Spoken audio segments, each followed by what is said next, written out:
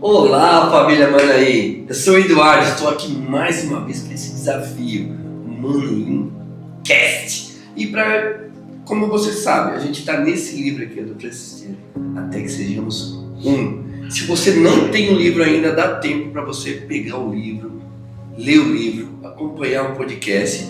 Fora que a gente também tem um grupo de leitura, a gente tem um grupo de leitura de quarta-feira aí. Aproveita esse tempinho, vai lá com o grupo, você tem uma dificuldade semelhante a eu, vai lá no grupo, faz a leitura com o pessoal, você vai ver como que é fácil, você vai aprender bem. Aqui hoje a gente vai fazer os desafios desse livro, aquilo que nos impactou. Então eu convido você a assistir até o final com a gente e eu vou te falar, tem dois convidados aqui que são top demais. E a hora que você vê, você vai ver, né? Porque vai estar lá no anúncio da igreja, mas eu quero fazer esse suspense aí pra você. São convidados fantásticos, eles vão agregar tanto, mas tanto que você não tem noção. Então, vamos seguir. Eu sou a Gláucia e hoje nós vamos falar sobre o capítulo 1 e 2 do livro Até que Sejamos Um, do Francis Chan. O tema de hoje é o escândalo da divisão. Palavra bruta, hein? O escândalo da divisão. Então fique aí. Você chegou até aqui? Faz o seguinte, curte, compartilha, comenta, dá essa moral pra nós aqui. Quanto mais pessoas comentarem, quanto mais pessoas compartilhar e curtir, o YouTube vai entender que é algo relevante, vai levar para muitas pessoas, não só para a família Manaim, mas vai levar para muitas pessoas e vai entender como esse tema é importante. Se você se importa falar de Cristo, se você se importa que isso é muito valioso para alguém, faz o seguinte, manda lá para o seu primo, manda para sua sogra que você brigou, manda lá para o seu sogro que está te perturbando, mas não deixa de compartilhar essa palavra, não deixa de compartilhar esse podcast. A gente, família Manaim, agradece. E para nos ajudar nesse podcast de hoje, temos um convidado especial, o nosso pastor Anderson, que ele lidera os pequenos grupos da nossa igreja Manaim. E uma perspectiva muito boa sobre comunidade, sobre família, e vai nos ajudar muito. Pastor Anderson. Olá, eu sou o pastor Anderson da comunidade Manaim. É um prazer enorme estar com vocês aqui para compartilhar o livro do Francis Chan, Até que Sejamos Um. Eu acho que é um grande desafio para a igreja brasileira, a igreja mundial, e também uma questão social, né? Para as famílias. Eu acho que a unidade é um tema muito profundo. Espero que nós consigamos alcançar isso, lutar por isso e compartilhar algo produtivo para nós Isso é fera. Eu fiquei incumbido de apresentar uma pessoa sou apaixonado, líder dos jovens, cara. Só que eu já vou chegar com pancada e vou fazer duas perguntas aqui. Lucas, qual que é mais difícil, meu irmão? Ser líder dos jovens ou pronunciar seu nome? Eu fico imaginando assim, Lucas. Você vai no hospital, a mulher tem que chamar você. Lucas, que você... Não, eu já tô acostumado. Escola, hospital, se falam Lucas e uma pausa, eu sei que sou eu, porque a pessoa tá tentando ver como é que pronuncia e como é que vai falar isso. Mas eu sou o Lucas, como o Edu falou, Lucas Voicic, esse é o nome complicado, falando fica mais fácil. Eu sou líder do grupo de jovens da igreja Manaim, eu tô muito feliz de poder participar desse papo, ainda mais de um autor tão bom, eu amo Francis Chan, e um tema tão forte, né? O escândalo da divisão. Eu acho que é um baita tema, tenho certeza que a gente vai crescer muito com essa conversa e vai ser muito edificador. E abrange dos mais velhos até os mais jovens, né? A divisão, né? E hoje a gente quer descobrir o porquê, o como e o que nós fazemos na prática com a nossa fé, falando sobre unidade, para sermos transformados com esse livro. Sim. Vou para o primeiro lugar. Primeiro, antes de começar esse bate-papo aqui, Anderson, muito orgulho estar aqui com você, cara. A gente se conhece desde muito jovem, né? Apesar que eu era bem mais velho que você, a gente morava na mesma vila, morava na Coop Teatro Vilela, tenho uma honra de ser de lá. E a gente passou por etapas difíceis, viemos de um bairro violento e a gente conseguiu passar por isso e Deus tinha um propósito para nós estarmos aqui. É um orgulho muito grande, muito orgulho. Eu estar servindo a um Deus vivo e você ser meu pastor, cara. Quem diria? Quem dá uma prova, agora me avisa falar que Deus faz milagre, cara. É muito orgulho, cara, muito orgulho. Estou feliz da vida, muito feliz de estar podendo fazer a igreja ter aberto esse espaço e a gente dividir esse momento aqui. Muito feliz de você ser meu pastor. Mas não é porque rasguei esse monte de elogio, não, que eu vou te aliviar. Porque a família Manaim quer saber. A família Manaim quer saber. E vamos lá, cara. Francis Chan, por que você acha que ele escolheu esse tema? Até que sejamos um. É um tema forte, hein, Anderson? É um tema forte. Bom, se você observar, o Francis Chan, ele sempre fala na primeira pessoa. Então ele entendeu que ele também era um motivo de divisão nas igrejas ou no meio onde ele vivia ali, das comunidades onde ele participava, né? Então ele vai dizer que ele era um dos mais violentos teologicamente nas discussões entre o que era certo e o que era errado. E ele traz esse tema muito vivo nos dias de hoje também, como uma oportunidade da gente refletir sobre o outro, né? O que nos une de fato com o outro e o que nos divide. Então, nós temos vivido isso não apenas na igreja, mas nas famílias, no contexto social, na política, nas mais diversas esferas da vida. Nós vemos a divisão e isso tem sido extremamente ruim para a vida na sociedade, né? Eu creio que tem muito a contribuir dentro da nossa conversa aqui hoje, tudo que ele trouxe para nós. Foi por isso que ele escolheu, porque é uma coisa divina. Você vai ver em João 17, Jesus orando por isso, em um momento crucial da sua caminhada, ele intercedendo por aqueles que estavam com ele e por aqueles que viriam. E nós estamos aqui para refletir sobre a unidade, para sermos resposta da oração do nosso Mestre. Sim. Lucas, depois de tudo isso aí, como você vai responder? Não, agora eu fiquei complicado. Não sei se eu falo mais alguma coisa. Coloquei o faixa preta pra dividir. Começou alto, o que eu faço agora? Não sei o que falar. Coloquei o faixa preta, mas O faixa branca ainda. que isso? Mas você vai conseguir, você é top. Vamos lá, o que você tem a relatar sobre esse tema? Eu acho que um dos motivos que eu acho tão forte, como o pastor falou, é que o próprio Jesus ora isso.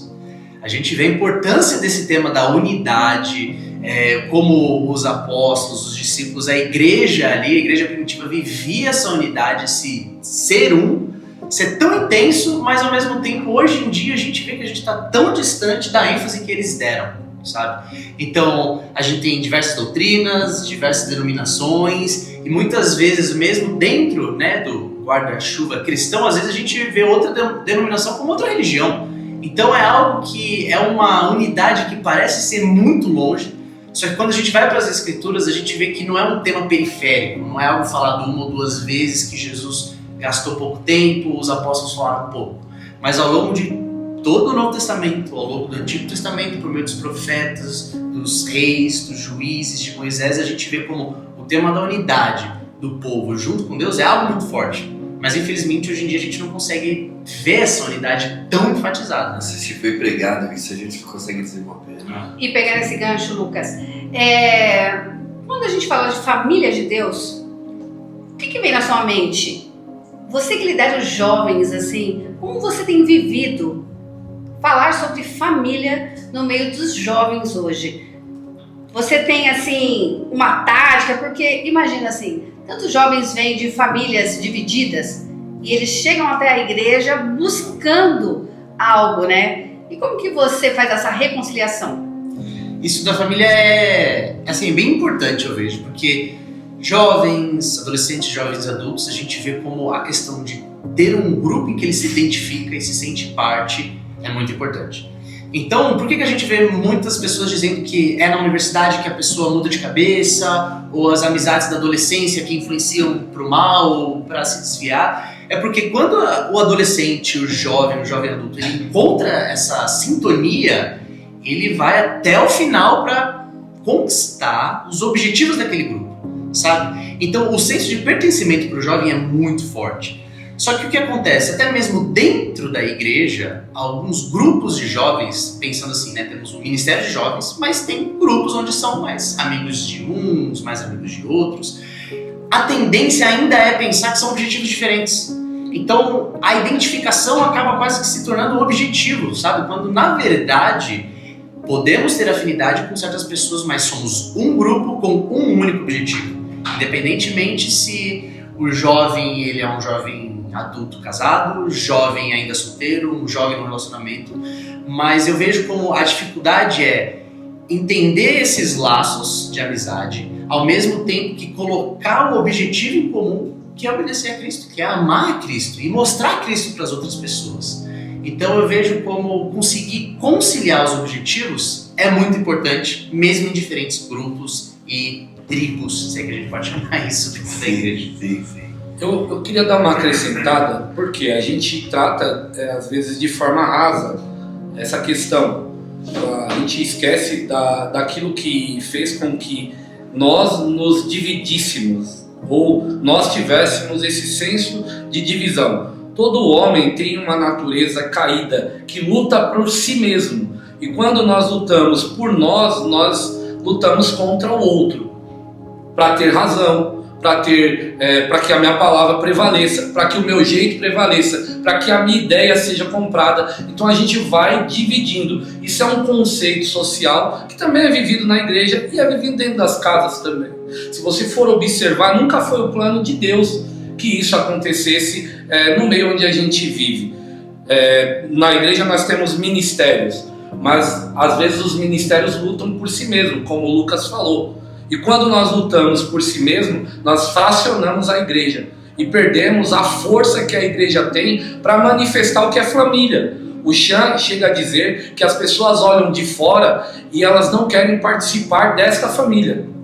E aí ele coloca, por que será que essas pessoas não querem participar da nossa família? Isso também desce para os pequenos grupos. Por que as pessoas olham para os nossos pequenos grupos, para as nossas pequenas famílias, e não querem participar dessas famílias? Porque a nossa natureza luta por nós e não luta com o outro, para um propósito maior, para aquilo que Deus planejou, para a unidade que Jesus orou, para ser resposta da oração de Jesus em João 17. Mas eu vou te desafiar, será que nós entendemos como igreja o que é unidade? Eu acredito que como igreja a gente é raso. O Chan mesmo fala isso no livro. Nós somos rasos, nós não observamos os detalhes que Deus deixa demonstrando a importância da unidade. Lá em Gênesis 1, Deus não estava sozinho fazendo o homem.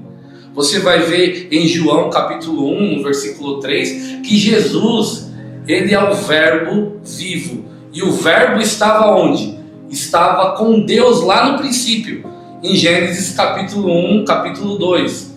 Ele estava lá com Deus fazendo. E você vai ver lá em Gênesis que o Espírito também estava junto. E quando Deus fala, façamos o homem, ele poderia ter dito, eu farei o homem. Mas ele diz, façamos o homem. Façamos em unidade o homem. Então a gente perde a noção de que Deus fez o homem em conjunto com o Filho e com o Espírito.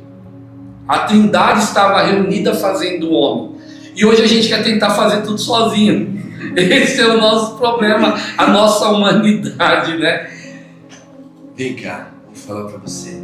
Deus não criou a gente como criatura, criou a gente como família. Se você faz a oração, Pai Nosso, olhar por nós, você já está falando, agregando todos. Por que temos tanta divisão? Você sabia que Deus odeia divisão?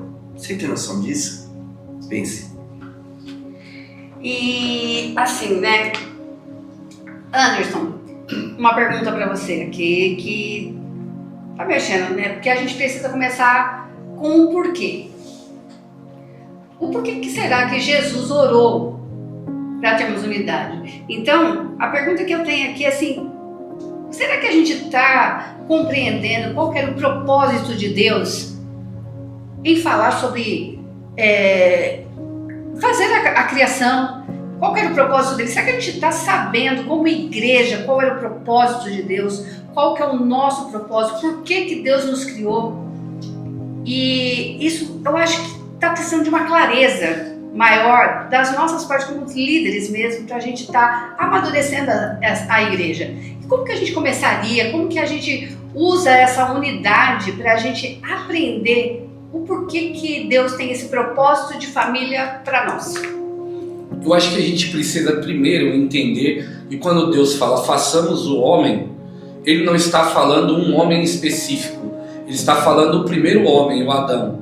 E depois esse homem ele foi se multiplicando e povoando a terra junto com a Eva. E aí se tornaram vários homens. Mas Deus não fez homens iguais.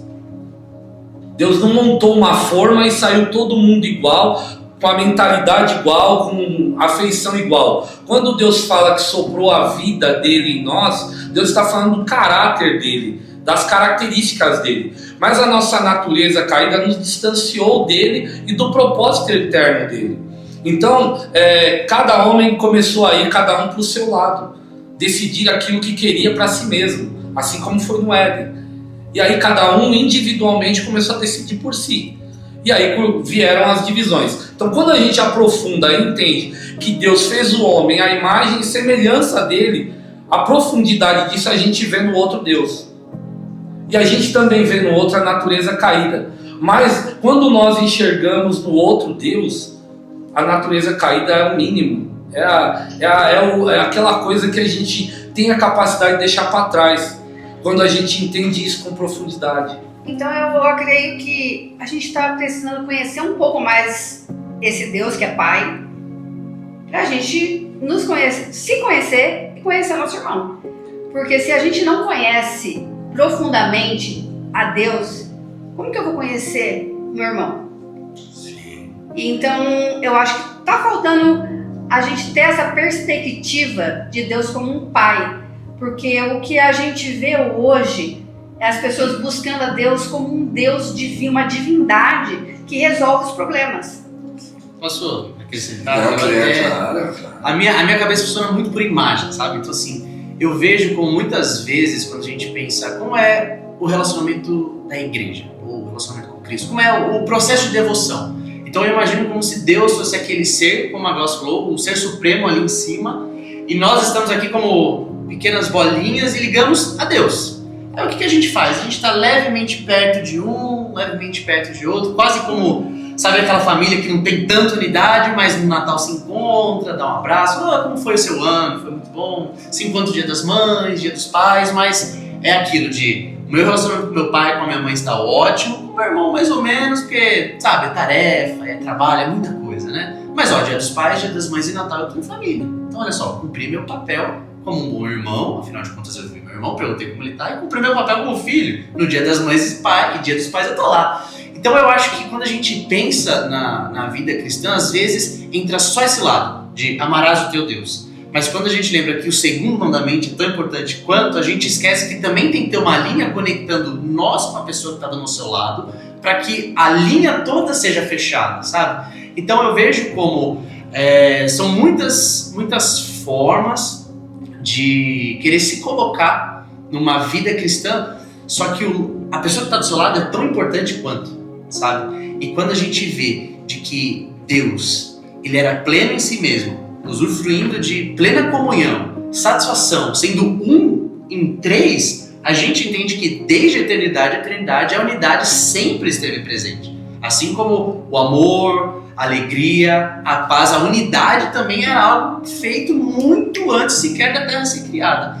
Só que às vezes entra isso de, vamos fazer um combinado? Não fala mal do seu irmão, se der algum problema, só passa reto por ele e tudo bem, a gente se vira ali no meio do caminho, entende? Sei, grave. Então, aproveitando assim que a gente está falando sobre a parte da juventude, a gente entende que Deus deu o seu Filho por nós, né? Quando você, liderando jovens, como que você faz para você mostrar para eles quão é importante isso, sendo que o mundo é atrativo? Eu acho um desafio forte, apesar que a minha conversão foi muitas pessoas tentando ali, lutando para que eu enxergasse esses meus olhos, né? Porque eu estava lendo que os maiores pecados, os maiores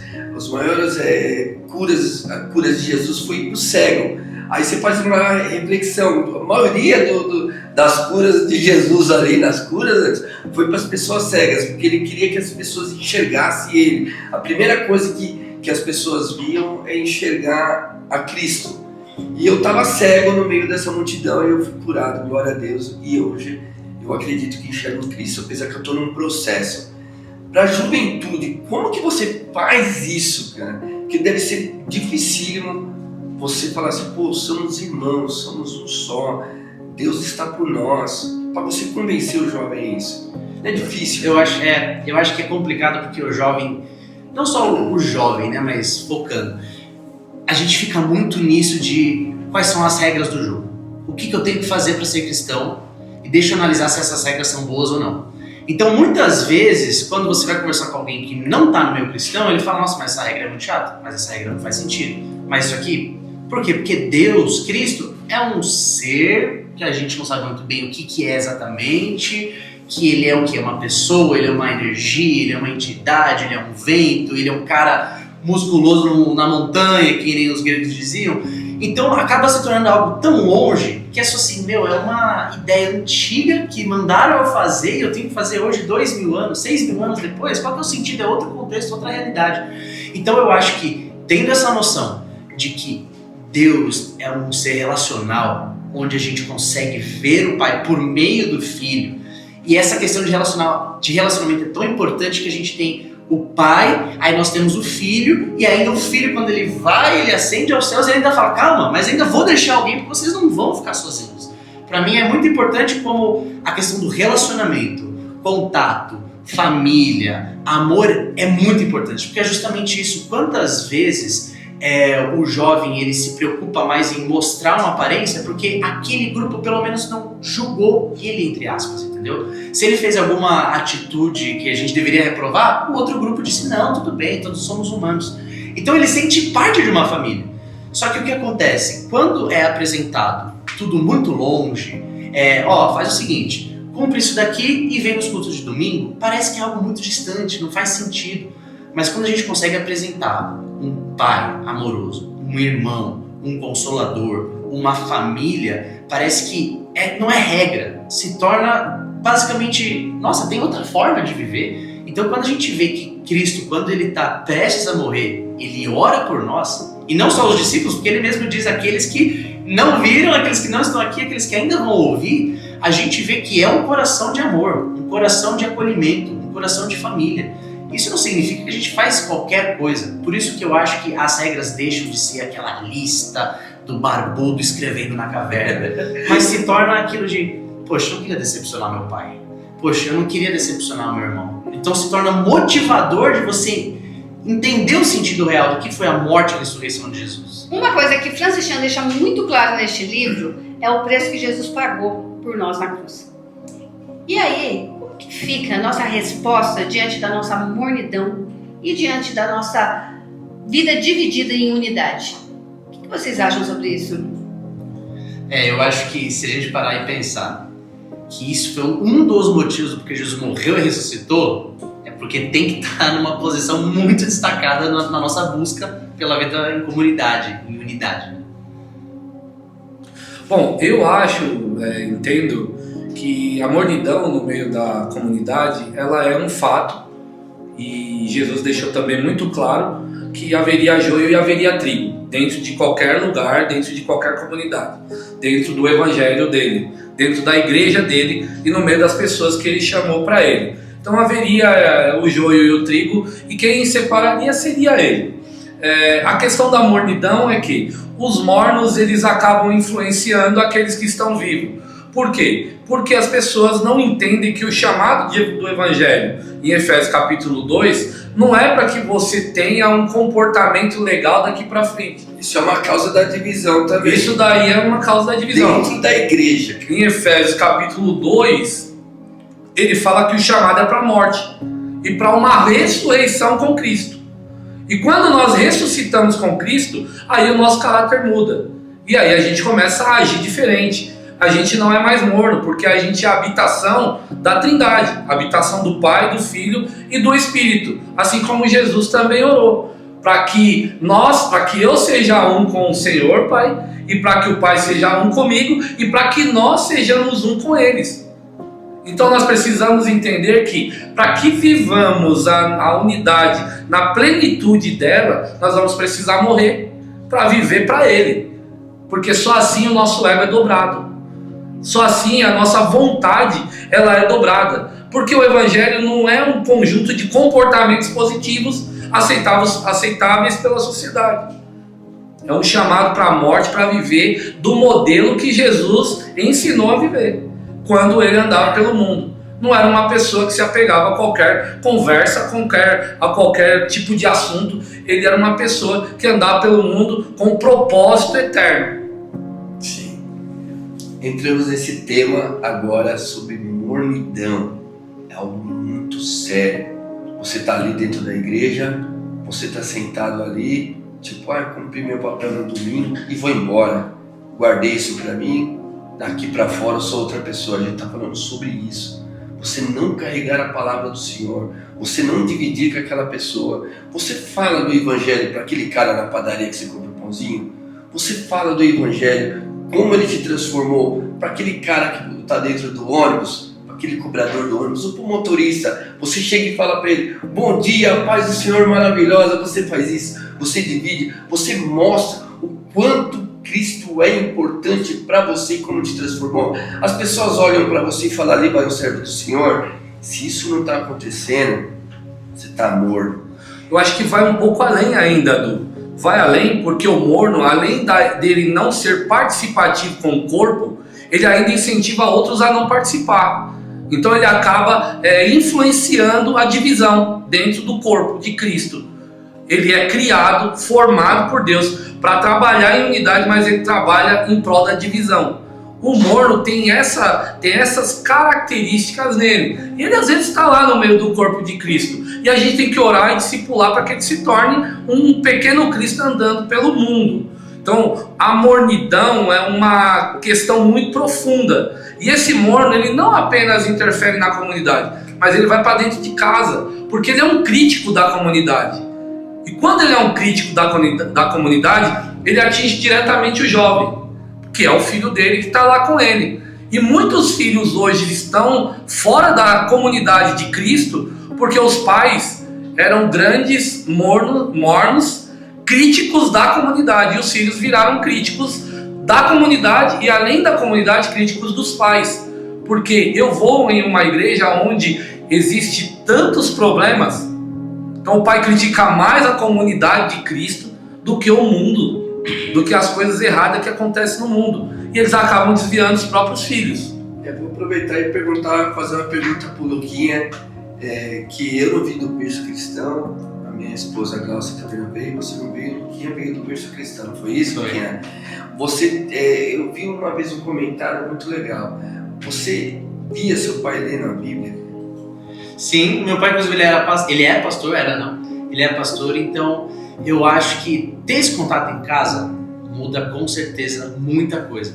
Mas eu acho que também, se não muito bem cuidado, muito bem mostrado quem de fato é Jesus, eu acho que isso coopera para a mornidão, sabe? Porque quando a gente entra naquela rotina de culto, hoje é o dia de oração, tá bom, ora pela semana, lê um texto, acaba sendo mais a rotina do que um relacionamento, sabe? Isso. Então, isso, se não muito bem atento, se torna um dos motivos também para a mornidão. E uma coisa que eu achei muito bom no livro é como, às vezes, a gente vê a palavra, tô meio morno, essa pessoa é meio morna, como se fosse, sabe, tô cansado, tô cansadinho.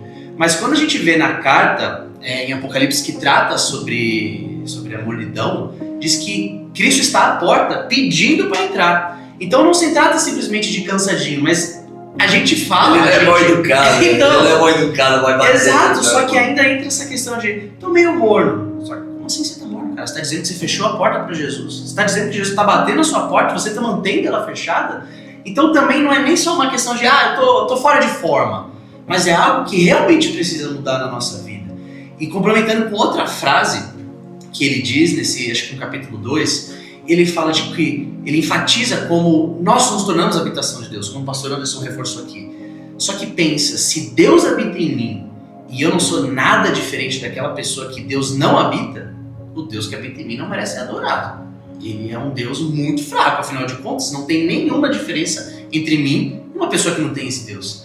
Então eu acho que quando cai na familiaridade, na rotina, nisso de não dar o devido peso àquilo que tem que ter peso, a gente acaba vivendo muito aquém do que Cristo chamou a gente para viver e não obedece o que Ele quer que a gente obedeça nessa família que Ele enfatiza tanto. Momento de palavras difíceis.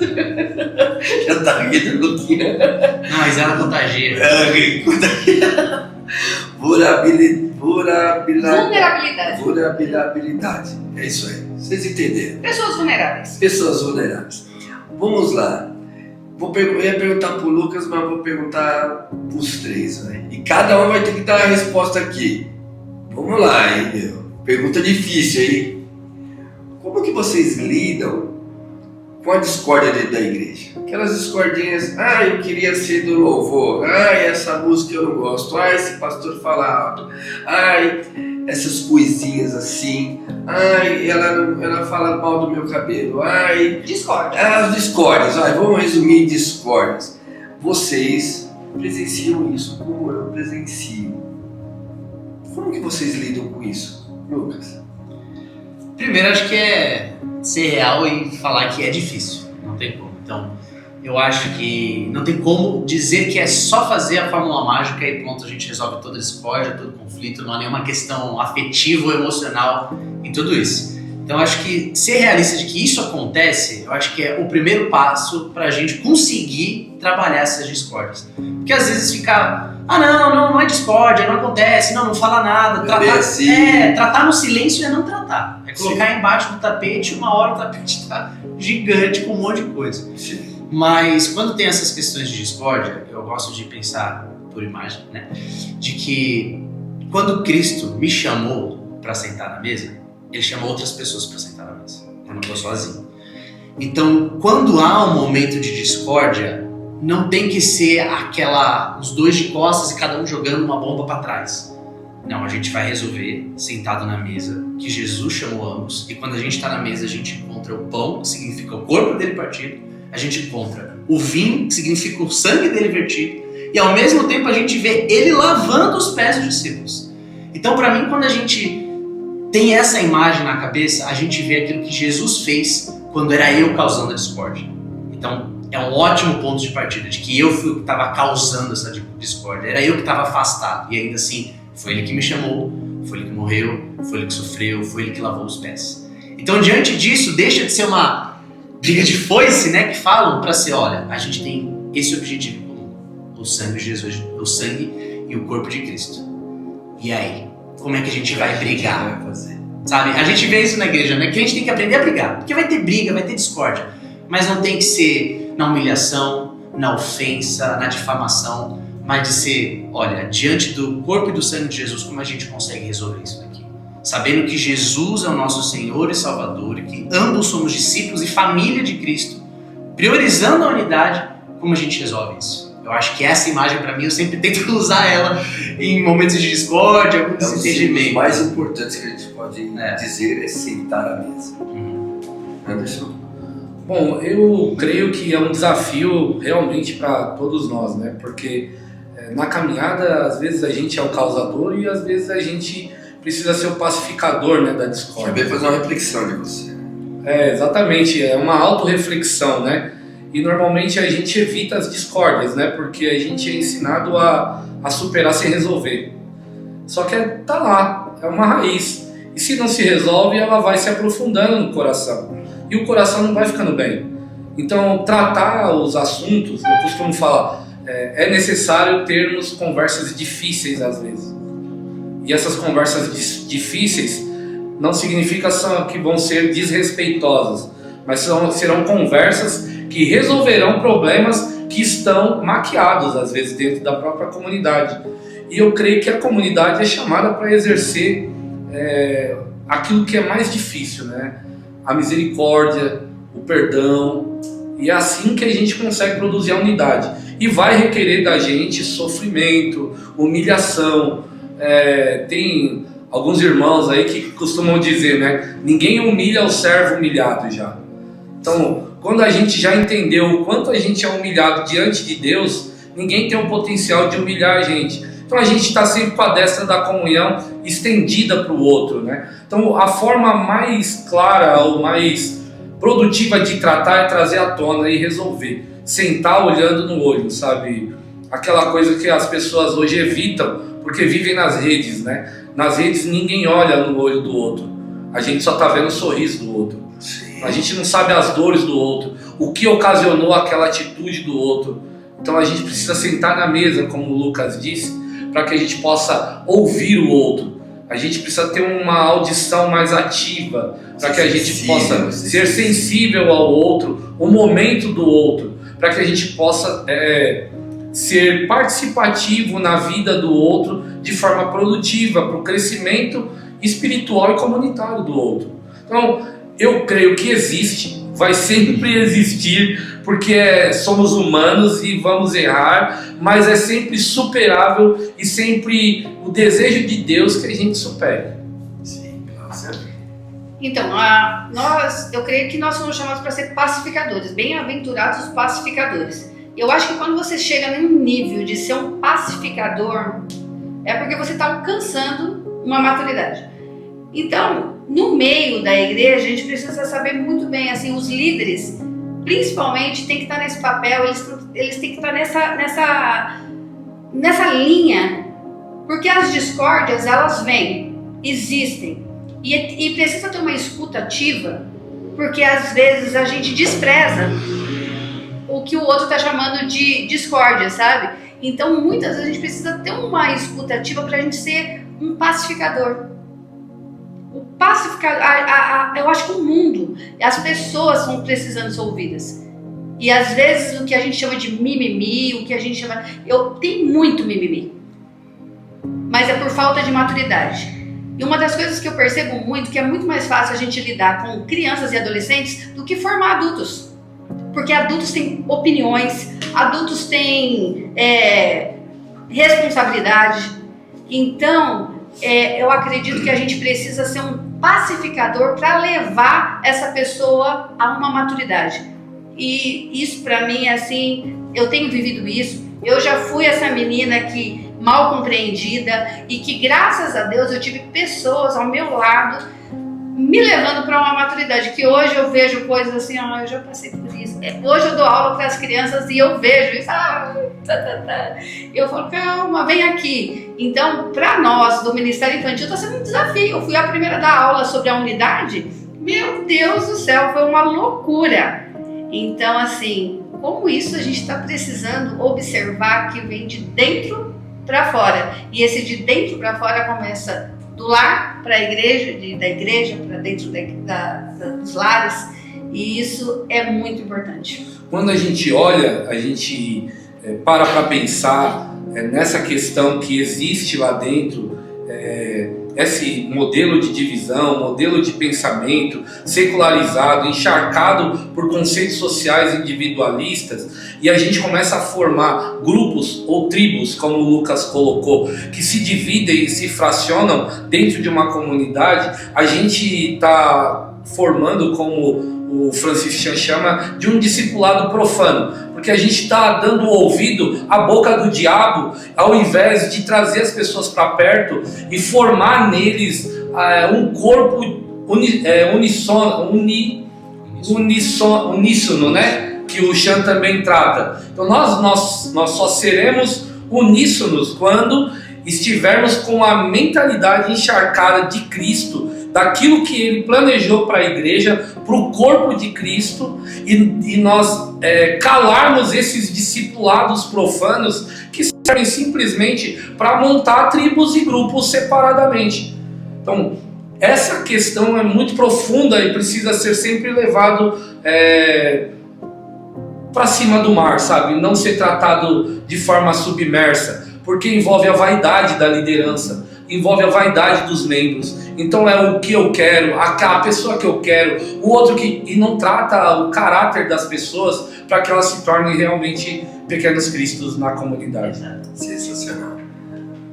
Você prestou atenção como que é uma conversa bacana, uma conversa que desenvolve legal? Por quê? Porque eles mergulharam aqui, ó. Há um crescimento muito grande. Apesar de eles são pessoas gabaritadas e lê a Bíblia, pastor, Lucas, você vê como o Lucas fala bem, porque ele mergulha na palavra do Senhor. Você vê a Glaucia como tem propriedade no que fala, mas não deixe de ler o livro. Ele vai te trazer confrontos e vai apurar tudo isso. Eles aprenderam muito mais lendo o livro e eles começaram a tirar ideias de coisas que não estavam agregando a eles. E eles foram aprendendo. Vamos lá? Aqui, mais uma perguntinha, Lucas. Em Romanos 12:1, nós falamos sobre sermos sacrifícios vivos, né? Como que é a entrega? Como que você vê a entrega das pessoas quando ela declara, eu sou um servo do Senhor? Ela lê esse capítulo. Você acredita que as pessoas se entregam plenamente? Porque tem aquele louvor. É Ele, por Ele que eu estou gastando a minha vida. Você acha que as pessoas levam isso à risca? Então, de início não. Até porque se a gente for parar para pensar, recentemente teve o censo, né, do IBGE das religiões no Brasil, a gente ainda tem uma maioria que acredita em Jesus. Não vamos nem contar a diferença entre católicos e cristãos evangélicos, por exemplo. Se a gente parar para pensar numa grande maioria, quando eu era pequeno era engraçado. Tipo, pequeno parênteses. Falava sobre evangelismo, fale de Jesus, fale de Jesus. Então às vezes eu chegava na rua, já ouviu falar de Jesus? Só que no Brasil é muito difícil alguém responder essa pergunta com não, nunca ouvi falar de Jesus, me explica quem ele é. Contexto brasileiro, São Paulo ainda, vamos fazer um recorte aqui ainda menor. Então muitas pessoas conhecem Jesus, muitas pessoas dizem que seguem esse Jesus. Até comum aquilo de, não tenho religião, mas eu tenho a minha fé com Cristo, eu tenho o meu relacionamento eu faço com Deus. Eu faço bem, eu tenho o meu jeito de expressar a religião. Então eu acho que muitas pessoas sabem que Jesus é uma ótima pessoa, que fez ótimas coisas e que a gente deveria imitar muitas coisas dele. Mas ponto. Parece que nunca chega nesse ponto de ele é o Senhor da minha vida. Se ele é o Senhor, significa que eu sou o escravo dele e eu faço o que ele deseja. Então eu acho que conseguir passar essa barreira é muito difícil. E a gente pode ver pela unidade, sabe? Então, olha só. Quando a gente vê João 17, a gente vê Cristo, o Filho, falando com o Pai por meio do Espírito Santo. Então, para mim, é como se Deus ele abrisse no espaço a gente poder participar dessa unidade eterna que eles sempre tiveram e mostrar o que está no nosso coração. E no que estava no coração deles é que eles sejam um como nós somos um. Que eles experimentem dessa glória até que eles sejam um como o Pai é um com o Filho e como o Filho é um com o Pai. Então, olha só como no coração do Senhor é que haja a unidade. E hoje o que a gente vê de grande dificuldade? A unidade. Então parece que muitas vezes a gente gosta de Cristo como o Senhor da nossa vida até a página 2. Mesmo dentro da igreja, a gente constantemente tendo uma vida devocional, uma vida em comunidade, indo nos cultos, parece que tem algumas questões que a gente quer que Ele não seja o Senhor. E infelizmente a unidade acaba sendo um desses pontos. Senão a gente não teria nenhum problema em revelar Jesus para as pessoas. Afinal de contas, o que Ele diz? Sabe como as pessoas vão saber que eu vim? Sabe como as pessoas vão saber que eu fui enviado pelo Pai? O amor que vocês têm uns pelos outros. Só que, infelizmente, parece que as pessoas ainda têm muita dúvida se Cristo de fato foi enviado pelo Pai. Porque parece que esse amor que a gente tem uns pelos outros não está da mesma forma que Ele gostaria, daquilo que está no coração do Senhor da nossa vida. Fantástico. Pastor Anderson? Muito bom, né? Eu ficaria aqui só ouvindo, só. Não, eu tô impactado. Eu tô impactado. Muito bom mesmo, muito bom mesmo. Nossa, você quer comentar alguma coisa depois dessa pregação também? É muito bom ver um jovem falando sobre o sacrifício vivo, né? E sacrifício vivo mesmo, porque imagina você, diante dos jovens, dizer assim, como que eu lidero os jovens diante de tantas coisas, né? Na sua pouca idade, você se depara com aquele aquela monte de situações que ele olha pra você e fala assim, como que eu resolvo isso? E às vezes você olha pra ele e fala assim, meu Deus, eu tô vivendo isso também. Eu também tô passando por isso, mas aí você tá ali como... E eu acho que é isso que o Espírito Santo revela. Que ele te dá, que você fala, meu Deus, como que eu achei a resposta do que eu tava precisando. E eu acredito que essa forma de sacrifício vivo, quando você se põe nessa disposição de cuidar do irmão, de liderar um jovem, de falar assim, eu quero gastar minha vida para cuidar dessas pessoas aqui que estão precisando, você vê os jovens se abrindo com você na maior intimidade. Eu acho que a unidade promove isso pra gente. Eu vivo coisas com o Eduardo hoje que eu jamais vivi. Eu nunca estudei para ser uma psicóloga, eu nunca estudei para ser uma pedagoga, eu nunca estudei para fazer nada. E se não fosse a unidade em Cristo, eu falo assim, meu Deus do céu, não teria graça a nossa vida se Jesus não tivesse nos encontrado. Sim. E assim, esse sacrifício vivo para mim tem todo o propósito da minha vida de ter nascido. Sim. O sacrifício vivo, ele... Nossa, eu ia falar sobre isso, perguntar sobre isso. Sacrifício vivo? Rapaz! Porque assim, então eu vou perguntar. Pergunta, então. Paulo, ele nos revela, né? Através de Romanos, ele nos revela que quando ele diz o sacrifício vivo, ele fala no singular, né? Mas depois ele fala do corpo de Cristo no plural. Você acredita que a nossa entrega individual se torna uma entrega coletiva? Eu não sei se eu consegui fazer a pergunta exata para você, mas Paulo ele fala do sacrifício vivo, no singular, mas quando ele fala do corpo de Cristo é o plural, não é isso? É impossível alguém se sacrificar pelo coletivo em Cristo antes de sacrificar a si mesmo. Então ele vai precisar sacrificar muitas vezes sonhos pessoais, desejos pessoais, ele vai planos pessoais, para que ele possa sacrificar-se no coletivo, no corpo, para o corpo. Então ele vai abrir mão de estar em sua casa, num sofá aconchegante, ou ele vai abrir mão de momentos com a namorada, ou ele vai abrir mão de momentos com a esposa agradáveis, vai abrir mão de momentos com os filhos, ele vai abrir mão, não estou dizendo que ele vai deixar tudo para trás e tratar de, sei lá, de qualquer jeito sua família ou sua namorada, mas ele vai entender o propósito de Deus na vida dele e vai sacrificar diretamente no coletivo, e aí ele vai servir. Ele vai servir, é como Cristo que veio ao mundo, ele se despojou de toda a sua glória, abriu mão de si mesmo para que a gente pudesse vê-lo pisar na terra e servir aqueles que estavam perto dele. Tem uma passagem que fala que ele estava cansado, mas chegaram até ele, e quando as pessoas chegavam até ele, ele estava disposto, ele não se privava, não, agora não, agora eu tenho um tempo para isso, não, eu continuo a servir. Ele tinha os momentos dele de solitude com Deus, subiu ao monte para orar, mas ele estava o tempo todo servindo. Os discípulos observaram isso e eles aprenderam a se sacrificar também por isso. Por isso Paulo fala tão claramente, Paulo sacrificou a vida passada dele individualmente para que fosse um sacrifício vivo, coletivo para a comunidade.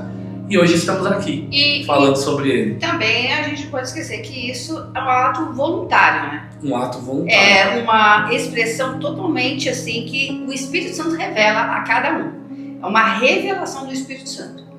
Porque sem revelação do Espírito Santo, sem essa busca, eu acho que a busca maior, assim, eu sempre coloco, porque a Trindade, nesse tema do capítulo 1 e 2, fala sobre a Trindade, sobre a imagem e semelhança de Deus. E quando você descobre o porquê você foi criado por Deus, e você descobre essa paternidade em Deus, eu acredito que você começou a conhecer a revelação do Espírito Santo e tudo aquilo que Deus quer fazer através de você. Eu acho que vai até além. Assim, muito além. O Chan, ele trata o Espírito Santo com uma profundidade, ele fala que a gente não dá o devido valor a ele. A gente sabe, conhece ele teologicamente e discute muito bem sobre ele, mas não trata ele como uma pessoa que está em nós para nos conduzir na vida também. Então a gente distancia ele, né?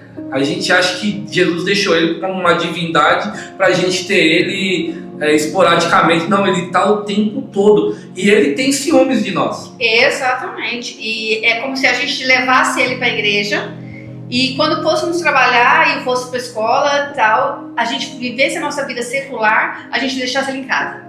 Entende? E não é assim que funciona. Ele está o tempo todo ao nosso lado. Ele é uma pessoa, ele vive em nós.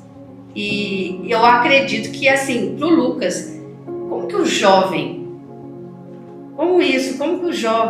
imagina ele ser habitação ele ser templo do Espírito Santo? Isso eu acho que é um ponto bem difícil, bem complicado. Justamente por esse parâmetro de, tá bom, a fé cristã é o quê? É não fazer isso? É não fazer aquilo? É fazer isso? É fazer aquilo?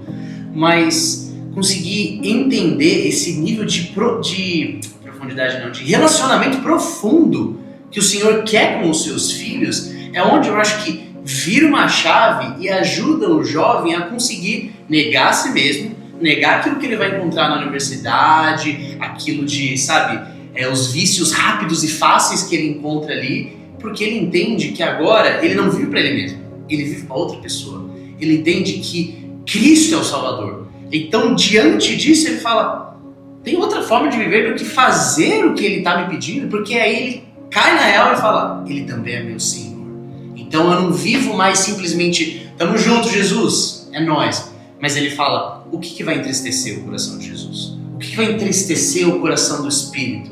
E isso eu acho forte, até peguei aqui para lembrar que ele disse, de que quanto mais a gente conhece o Senhor, quanto mais a gente participa dessa família, quanto mais intimidade a gente tem, é onde a gente entende o que entristece, o que agrada, o que deixa ele feliz, o que decepciona. E aí a nossa vida se torna isso de, não é simplesmente fazer, não fazer, regras e tudo mais. É o que agrada, o que desagrada. Só que aí às vezes isso é tão negligenciado que a gente chega e pega um exemplo desse onde, nossa, o Espírito fica feliz com a unidade, ele odeia a divisão. Só que aí diante de como o Espírito está se sentindo, mesmo que ele diga, me entristeço com a divisão, Francis Chan ele chega e diz assim, bem, o Espírito está triste, mas eu estou bem, acho que é porque eu sou mais forte.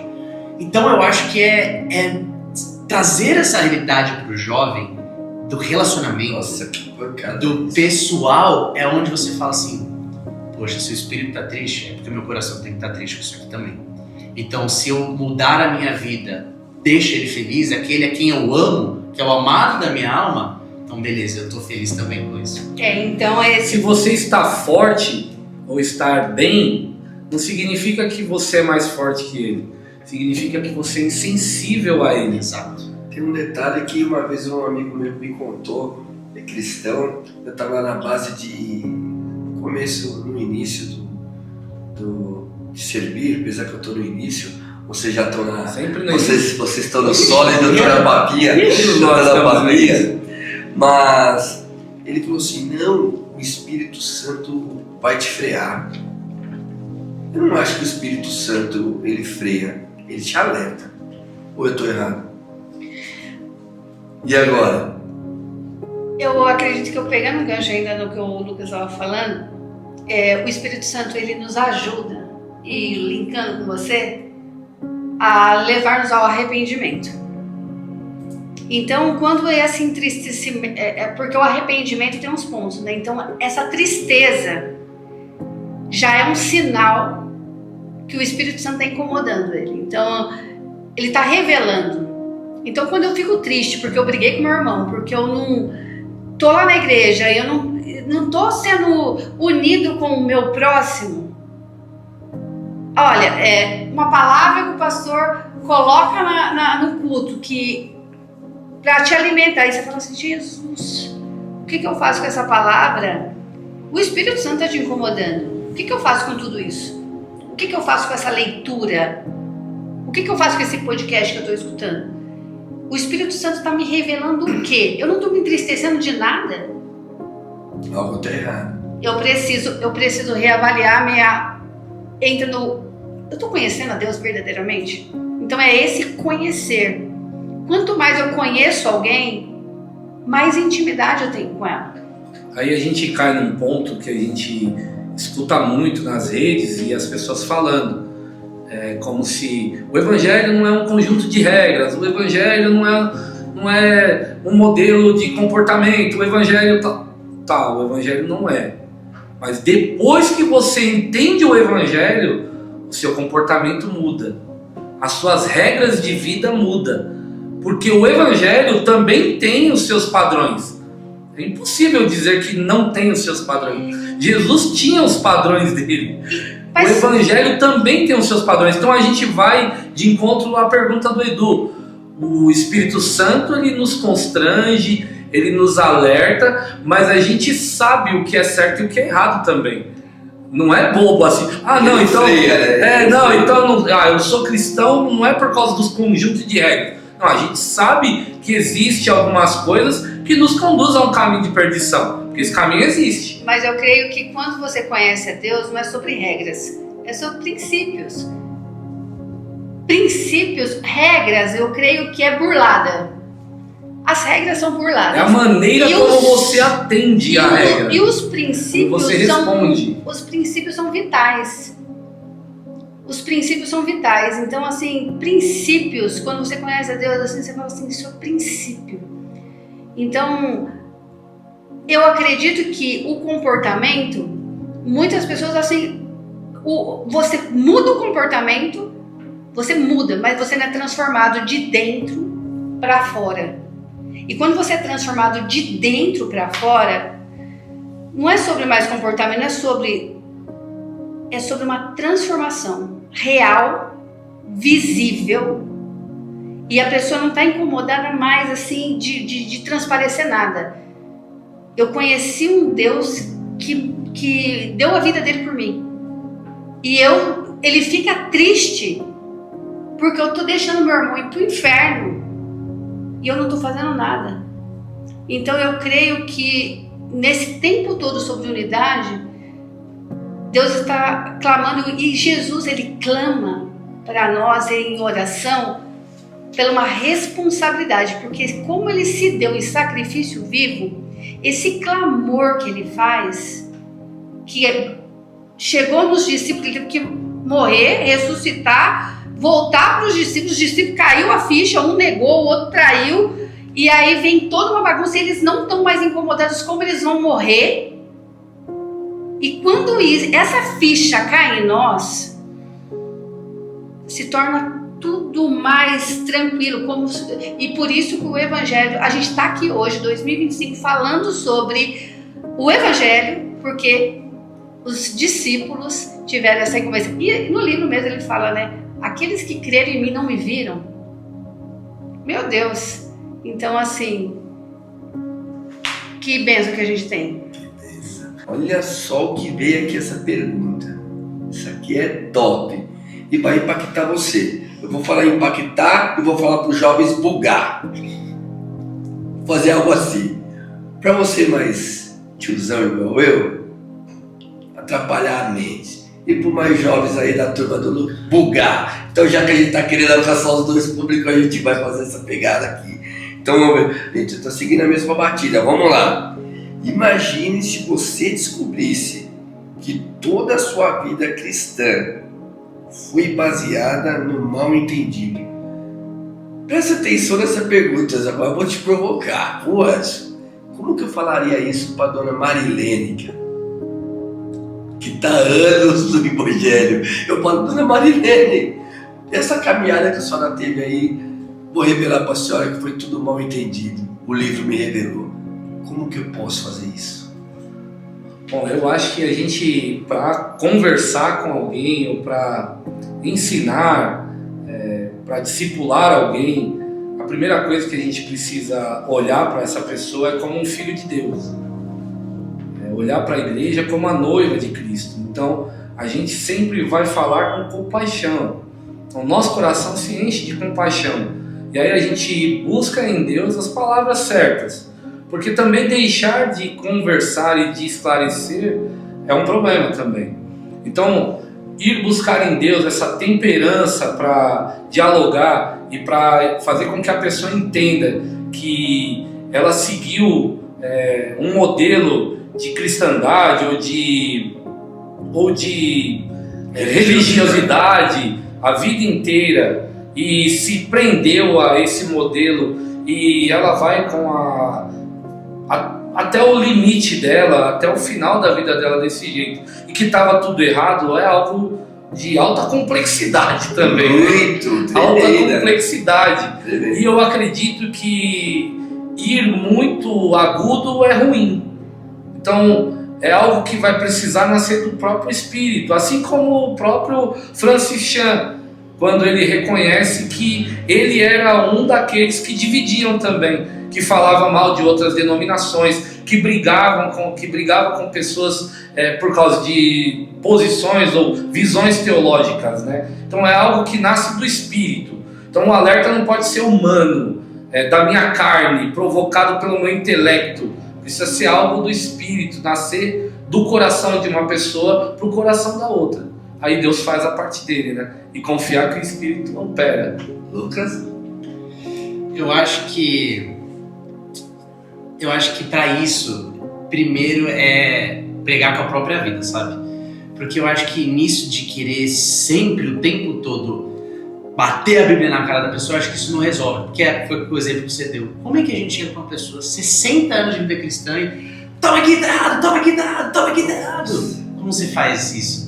Será que é efetivo ou não? Então eu acho que a própria piedade na nossa vida é uma forma de pregar. Porque aí diante disso, onde a pessoa entende que a gente não está assumindo o papel do diabo de sair acusando todo mundo, é onde a gente consegue abrir a palavra de Deus e falar, olha, já parou para ver isso aqui? Será que é dessa forma mesmo? Olha só o que Cristo fala, olha só como o coração dele para a unidade. Vê como é algo que ele quer.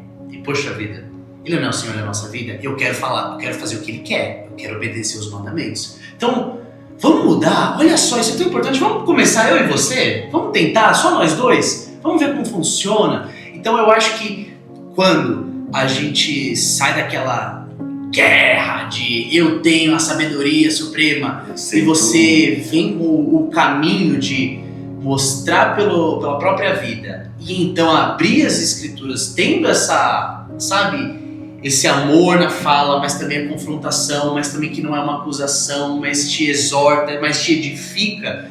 Eu acho que é uma forma da gente conseguir ver quantos mal entendidos a gente teve e que é aquilo. Poxa, eu tô aqui, eu sigo Jesus porque eu tenho uma ótima ideia dele ou porque eu conheci ele e ele se revelou a mim. Então, eu me apaixonei por ele ou eu idealizei um Jesus e por conta só disso. Só escutei falar.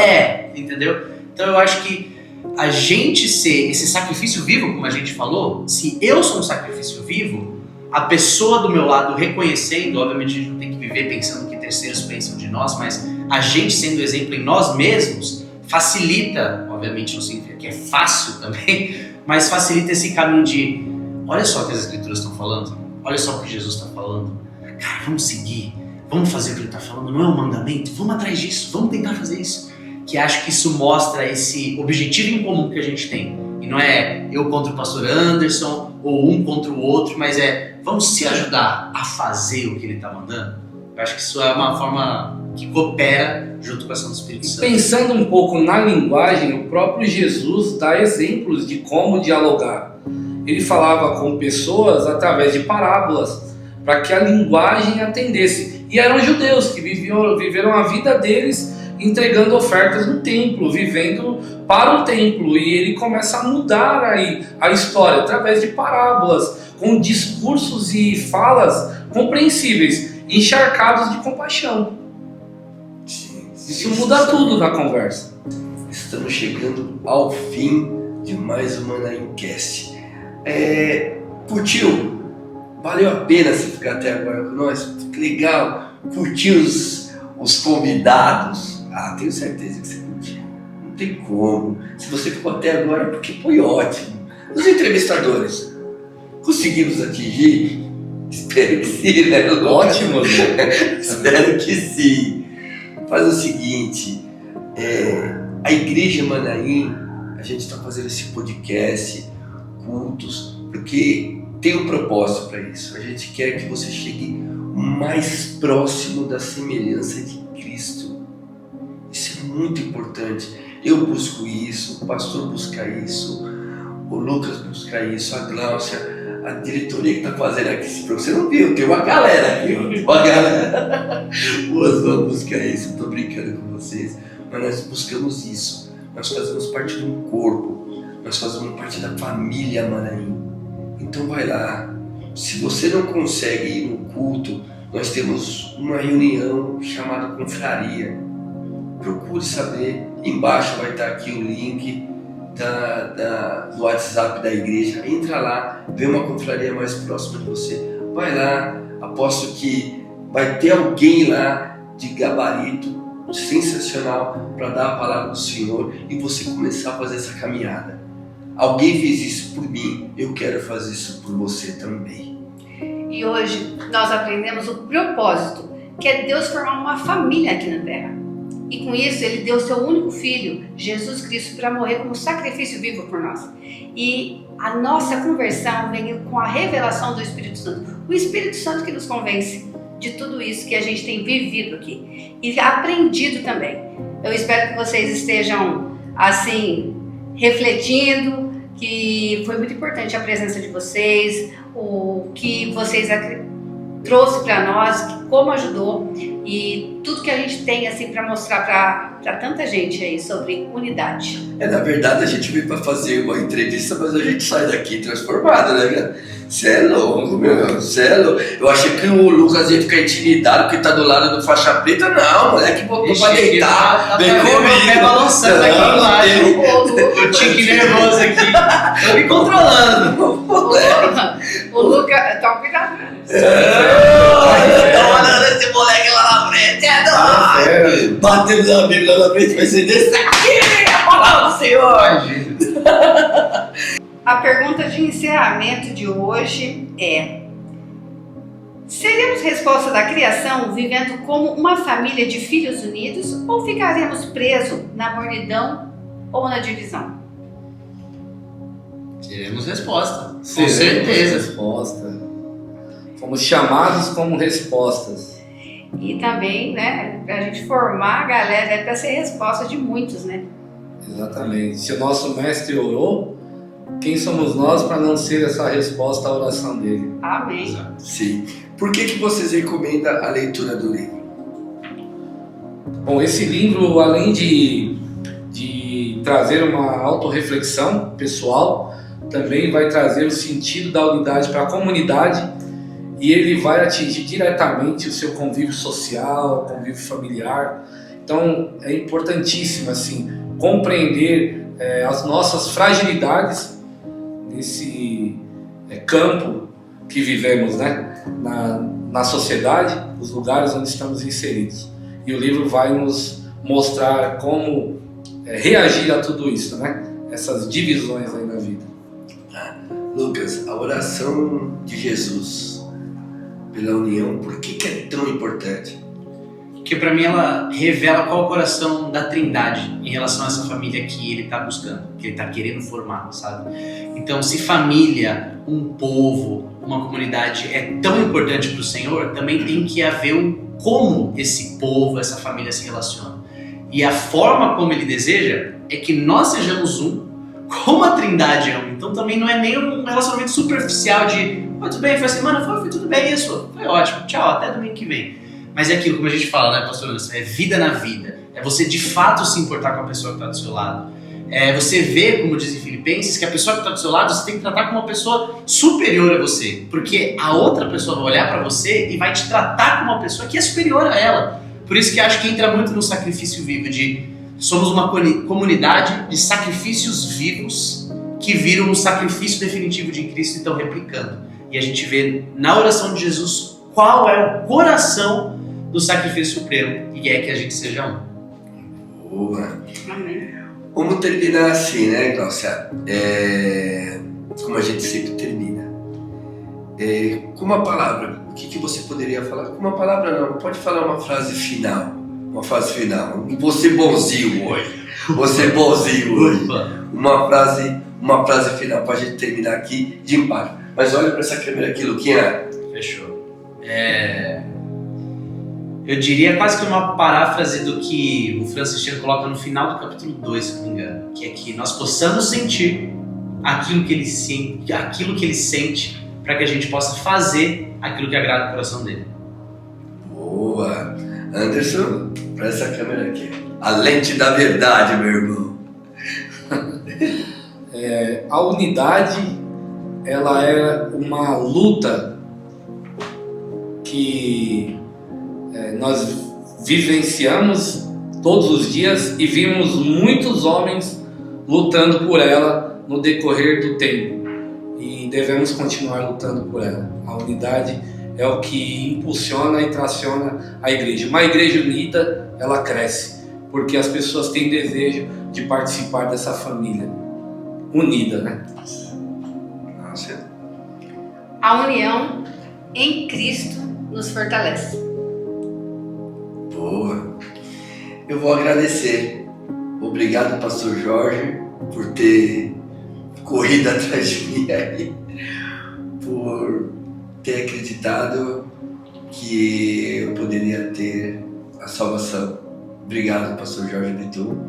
E também quero agradecer à Igreja Manaim. E acho que é isso daí. Outra coisa, quero deixar um recadinho. A nossa igreja tem algo pra lá de especial que é difícil ver em algumas igrejas. Nós temos pastores que eles são acessíveis. Se você quiser chegar nos pastores, você pode. Tem o pastor João, tem o pastor Anderson, o pastor Ricardo, o pastor Jorge, o pastor Alan. Tem diversos pastores que eles são acessíveis, eles estão prontos para escutar você. Vai lá, troca uma ideia. É difícil você ver uma igreja dessa forma, que os pastores podem sentar um minuto e conversar com você. Família Manaim, um beijo. Obrigado por você ter ficado até esse momento. E de novo, vou falar novamente, compartilha, comenta. Isso é muito relevante para nós. Um beijo.